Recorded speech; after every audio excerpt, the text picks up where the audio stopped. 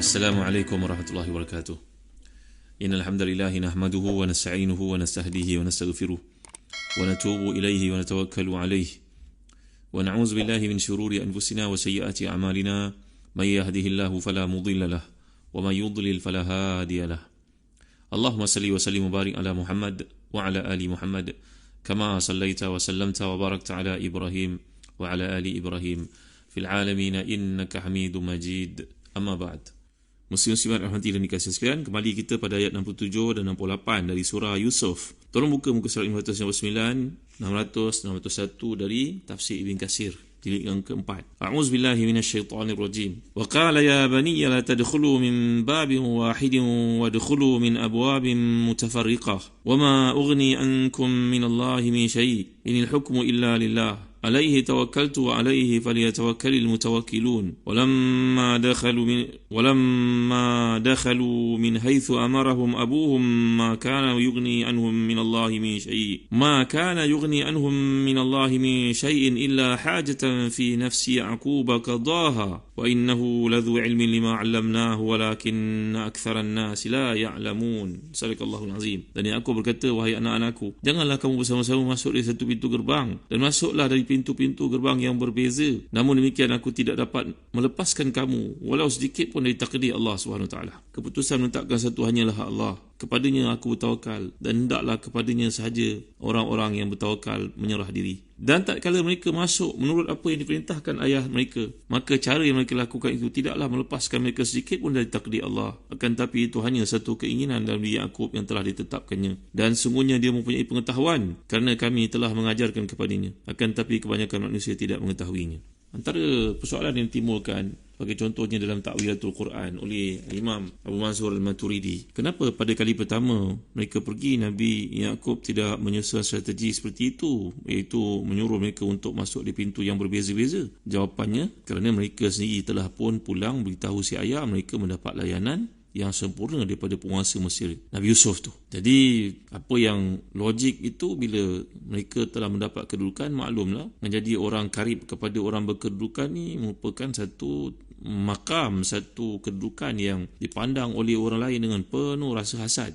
Sedangkan benda yang kecil-kecil manusia boleh hasad, ini kan pula bila mempunyai hubungan kekerabatan, keakraban dengan orang penting seperti itu. Jadi kali pertama tak timbul isu itu, tapi kali kedua pertemuan ini mestilah diperhatikan paling kurang pun oleh orang dalam istana. Nampak, ya apa hal ni, fulan ni adik-beradik datang sentiasa dapat kerakyaan, kenapa kita tak dapat sepertinya? Maka si ayah telah pun dapat membaca situasi itu, menyuruh mereka untuk bitafarruq. Maknanya elakkan sebarang bentuk possibility, potensi yang boleh berlaku, bahawa expose mereka kepada danger seperti itu. Dan saya telah terangkan kepada tuan-tuan juga dalam bab supaya selamat dari ain. Jadi ucapan Nabi Yaqub kepada anak-anaknya ini menurut kebanyakan ahli tafsir merupakan satu dalil penjagaan dari hasud. Secara zahirnya hasud ada dan nyata, namun penentu akhir daripada segala hakikat itu ialah Allah. Dan hasud hanya sekadar sebab. Hasud maksud saya digunakan bahasa Arab ha, sin, waw, dal, merujuk kepada orang yang memiliki power pada matanya itu boleh memudaratkan orang. Semuanya dengan izin Allah SWT.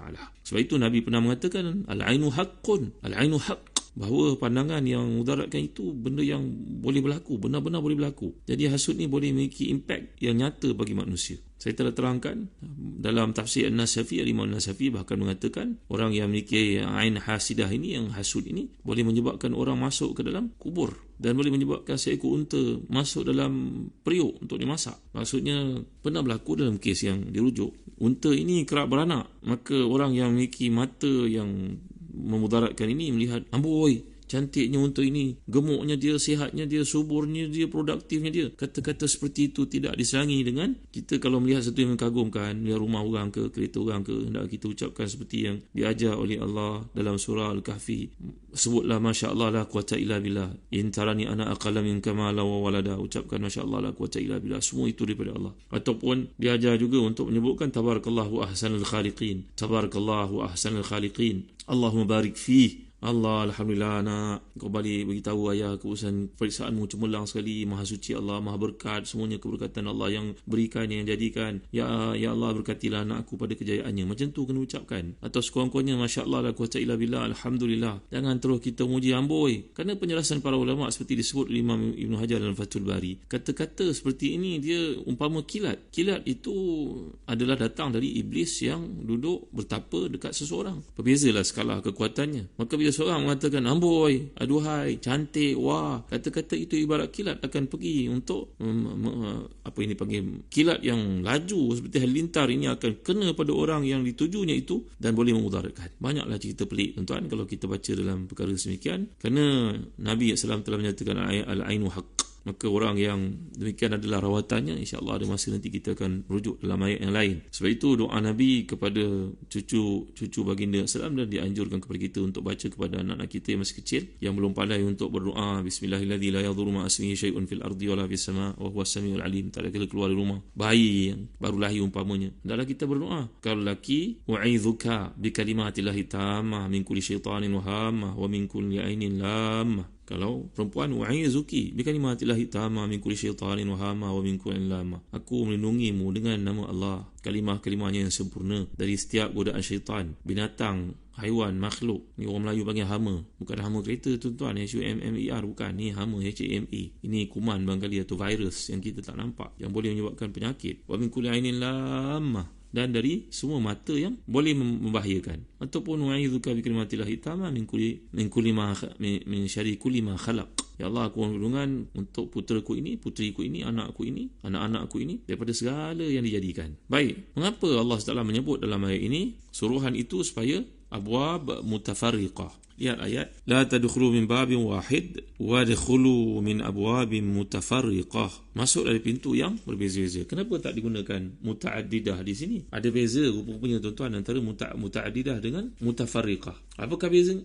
Bezanya pada perkataan tafarruq. Tafarruq ni merujuk kepada taba'ud, merujuk kepada benda yang jauh. Tapi kalau sebut muta'addidah ni tak semestinya jauh. Maknanya Nabi Yaqub punya langkah bagi memastikan anak-anaknya selamat, baginda telah nampak walaupun tidak pergi ke sana, masuk di tempat yang beza-beza. Jangan masuk seorang diikuti yang lain berturutan pun tak boleh juga. Masuk secara berasingan tapi tempat yang sama tetap akan menjadi target orang tertentu. Maklumlah negara Mesir ini yang dipimpin di bawah penguasanya yang hebat. Walaupun aku tak pergi ke sana, kata si ayah, tapi aku dapat bayangkan betapa cekapnya pengurusan, betapa sophisticatednya kelengkapan mereka, bagaimana mereka memerhatikan orang datang. Tentu ada kawalan selia yang tertentu. Maka hendaklah kamu masuk dari pintu-pintu yang berbeza-beza, yang jauh-jauh. Jangan masuk daripada pintu yang sama walaupun berasingan. Maka Allah menggunakan perkataan mutafarriqah, tafarruq, itu berbeza daripada ta'addud. Kerana ta'addud ia bermakna berbeza tetapi mungkin dekat-dekat. Maka penggunaan tafarruq lebih ablagh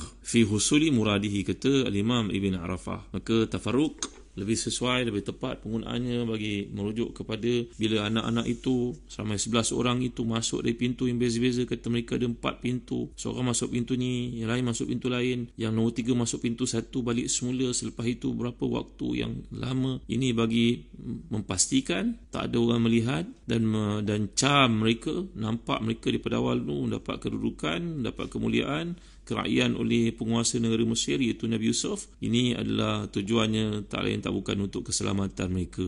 Baik, seterusnya kita dapat lihat dalam ayat ini bahawa si ayah mengatakan inil hukmu illa lillah wa ma ughni ankum minallahi min syai'. Inil hukmu illa lillah. Walau bagaimanapun langkah yang telah kamu ambil mengikut apa yang aku suruh ini, namun demikian aku tidak dapat melepaskan kamu sedikit pun daripada takdir Allah Subhanahu Wa Taala. Andai dia mengkehendaki satu yang lain daripada yang kita kehendaki, apa yang kita hendak. Keputusan menetapkan satu hanyalah milik Allah Subhanahu Wa Taala. Perkataan yang digunakan sini, inil hukmu illa lillah. Ketetapan akhirnya milik Allah. Kata Al-Imam Al-Fakhr Razi dalam tafsirnya, Tafsir Kabir itu. Perkataan hukmun. Hukmun ni menarik untuk kita lihat antara perkataan yang paling banyak disebut dalam Al-Quran Al-Karim. Hakim, hukmun, hikmah. Ini dipanggil sebagai hukmun datang dari perkataan hakamatun. Hakamatun dabbah li'annaha tamna'u dabbah anil harakatil fasidah. Umpama orang yang menaiki kuda yang pantas itu, dia perlu kepada hakamah. Hakamah ni ibarat tali kekang ke apa dipanggil, yang akan memastikan kuda ni pergi ke kanan ke, toleh ke kiri ke, lari dengan laju ke.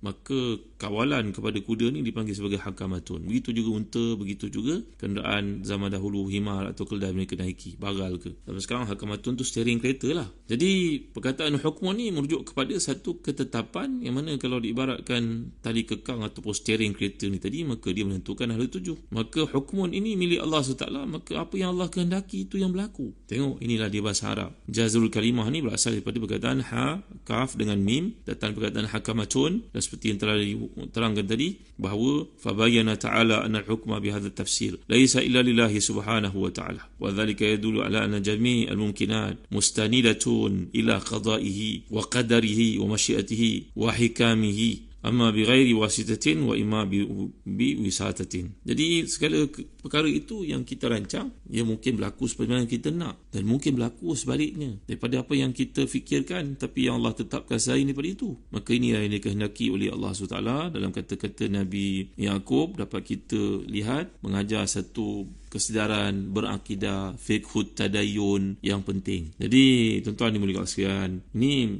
bila kita lihat lagi sekali, wama ughni ankum minallahi min syai', menunjukkan bahawa ke sifat berhati-hati, teliti. Maknanya dalam buat satu benda ni kena ada planning. Jadi masuknya anak-anak Nabi Yaqub ni secara terpisah dari bagai pintu itu tidak akan dapat mengubah takdir dan ketentuan Allah. Walaupun si ayah telah merancang demikian, memerintahkan sedemikian, kalau berlaku sebaliknya itu memang bukan bidang kuasa ayah lagi. Jadi segala urusan takdir hanya di tangan Allah. Seorang mukmin hanya boleh berserah diri kepada Allah dan bertawakal kepadanya. Jadi nasihat Nabi Yaqub untuk anak-anaknya hanya sekadar terbatas satu ungkapan isi hati, penjagaan secara lahir. Mikologik akal begitulah. Tapi dia tahu dalam bab beragama ni melalui wahyu yang diperolehinya, kebanyakan orang tidak tahu apa yang dia tahu kerana dia merupakan Nabi Allah. Jadi maksud pengetahuan yang dikemukakan di sini, pengetahuan ialah amal perbuatan yang sesuai dengan ilmunya. Jadi Nabi Allah ni diberikan olehnya satu pengetahuan yang tidak diberikan kepada orang lain. Sebab itu Allah menyatakan dalam ayat ini, wa innahu ladzu ilmin lima 'allamna walakinna aktsaran nasi la ya'lamun. Maksudnya, dan sungguhnya dia mempunyai pengetahuan kerana kami telah mengajar kepadanya, akan tapi kebanyakan manusia tidak mengetahuinya. Jadi nasihat Nabi Yaqub ni untuk anak-anaknya hanya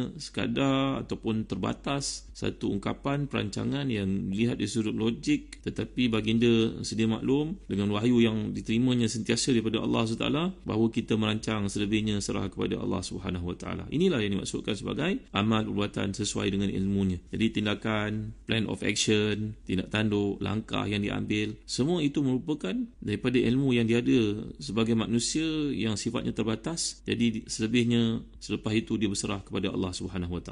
InsyaAllah itulah yang dimaksudkan. Dan ayat-ayat ini juga menganjurkan supaya setiap Muslim memperingatkan saudaranya atas satu bahaya dan menunjukkan jalan yang selamat baginya. Kerana agama ni adalah nasihat. Sebab itu kita boleh menerangkan kepada orang Islam yang lain tentang sikap setengah orang yang merosakkan, yang bahaya. Jangan kamu dengar cakap dia ni telah ramai orang tertipu di tangannya. Maka perkara semikian bukan merupakan ghibah, bukan merupakan umpatan. Bahawa kita ni dibenarkan untuk berkata perkara-perkara seperti itu kepada orang Islam bertujuan untuk menyelamatkannya dari penganiayaan atau kezaliman yang boleh berlaku. Tidak semua bentuk umpatan itu diharamkan. Ada umpatan yang perlu dan menjadi wajib bagi menyelamatkan keadaan. Mudah-mudahan Allah beri kefahaman kepada kita. InsyaAllah dalam kuliah akan datang saya akan huraikan bagaimana tindakan Nabi Yusuf AS selepas abang-abangnya membawa Bunyamin AS dan bagaimana perangkap yang dilakukan itu kena pada tempatnya. Dan insyaAllah kita akan lihat apakah penjelasan dari sudut pandangan para ulama tafsir terhadap peristiwa ini. Wallahu a'lam. Wa sallallahu ala sayyidina Muhammad wa ala alihi wa sahbihi wa baraka wa sallam. Walhamdulillahi rabbil alamin. Wa barakallahu fikum. Wassalamu alaikum warahmatullahi wabarakatuh.